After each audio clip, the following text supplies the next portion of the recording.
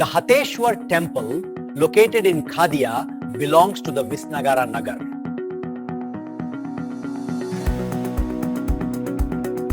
અમદાવાદના હૃદયમાં શાંતિ, શ્રદ્ધા અને વારસાનો સંગમ, હાટકેશ્વર મહાદેવ મંદિર, જ્યાં આસ્થા મળે આત્મશાંતિ. જૂના અમદાવાદની ગલીઓમાં આજે પણ વસે છે શાંતિ અને શ્રદ્ધા.